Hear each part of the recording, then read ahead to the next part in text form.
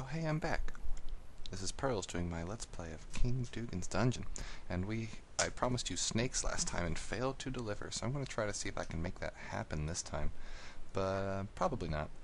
So we ended on this room with a bunch of eyeballs, which we've seen eyeball rooms before, but this one's kind of unique in that at the end of it, when you finish it, it says, I bet I could have done this room without turning my sword. And I played with this for a really long time before I figured out which way, and I'm pretty sure it's the only way, this can be done such that you can do it with just no sword turns. And as best as I know,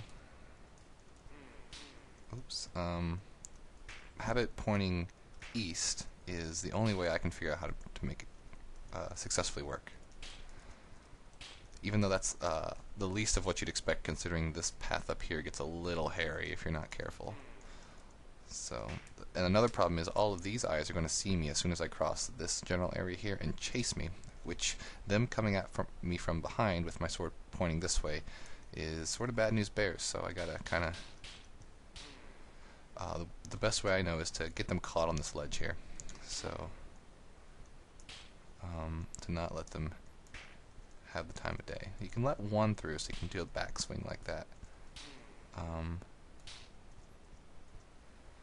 Now these two are a little tricky because they're going to block my path here, so I need to actually retreat this way. Like I can't... Oops. I don't know. It's like a constant retreat from this point forward. And then, oops. You can get them caught all like that, and that's good enough. Now it gets really easy, or at least pretty easy. Let's get the rest of them up here while we're at it. Now I don't want those too close together. Oh god, text message. I'm sorry, I should really be more professional and not have my phone on while I'm doing these Let's Plays, but work often sends me emails. And I should probably read them from time to time, but I should be okay.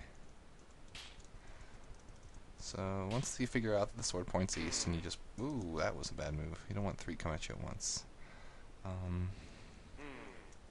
Probably do two though, that's not too bad.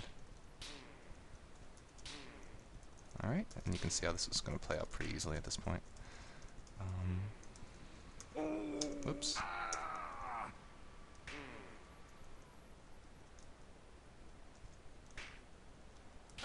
Those eyes could have been smoked proper without any turns. Believe it. I must have turned my sword somewhere earlier, but I really didn't turn the sword. It'll give you a message like, I'll tell the Smite Master's Guild how awesome I am. Huh, that's disappointing. Either way, can be done without any turns, and I just showed you how. Now I'm going to do the secret room this time. It's probably a bad idea, and this room's kind of awful actually. It's the, not only is it a gaudy pink color, but it's the exact same as the room before, with one very important difference. All of these squares on the ground prevent me from moving in a diagonal direction. I can't move in diagonals at all. But consequently, and how I have to use this to my advantage, neither can the roach queens or the roaches. So, actually, I'm going to start this room. This is all about the opening moves here. See what happens here. These two roaches are fleeing and there's really nothing I can do about it, but the one gets snagged on a wall just long enough for me to sneak into a position where its most effective move, because it can't make this diagonal here, is to move left, and such that when I move into the down position I'm now lateral with it and it starts to flee in a westerly direction. And once it gets underneath this hook here, now I can move down and I won't be contending with two roaches down here, and this one's roaches get kind of caught up in this business over here, which is good for me. So, first step is to take out this first roach and flee into this region and find a safe place in there. Oops.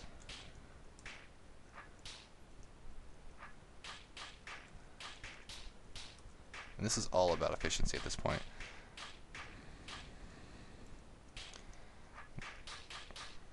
Even the roach behavior just is weird to get used to because they're not allowed to move in diagonals.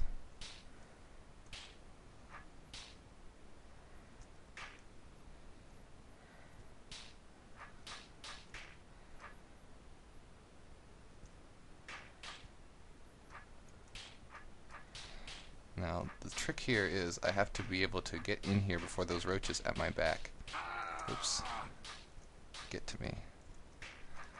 Now, that this is cleared out, the rest of this level is pretty easy, but that opening move where I slide the roach across to the left there is the part that, it's the trick, if you will, of this particular secret room. The rest of it just comes together really nicely and isn't any big deal.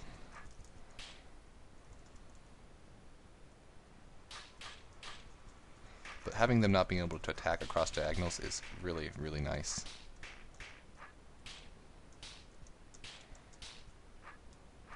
Oops. My buttons got away from me there for a second. Okay.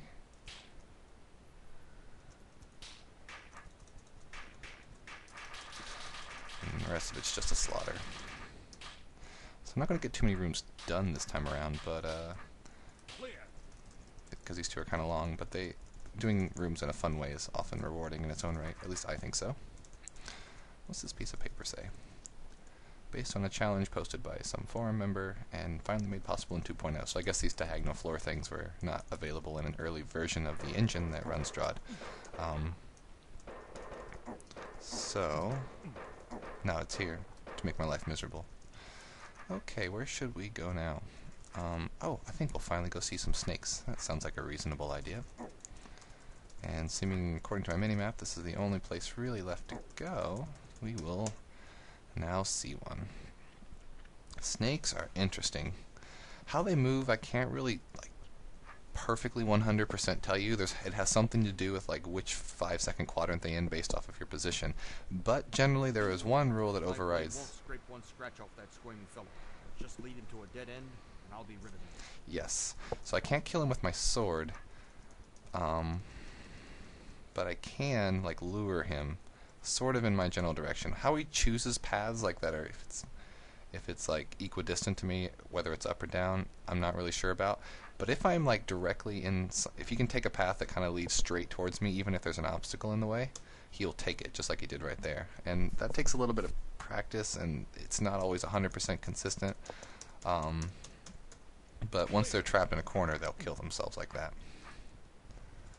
So that's just a good introductory puzzle. They get much, much more annoying. And getting around snakes is kind of an ordeal.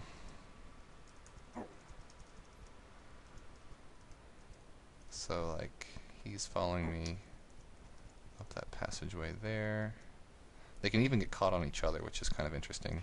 See, that one just did right there. They got stuck. See, now he's lateral to me, which means he should take the path in, and then I can trap him, and he'll die there. Then I'll open it up again and try to taunt this one in the this direction here, and this room will be cleared up.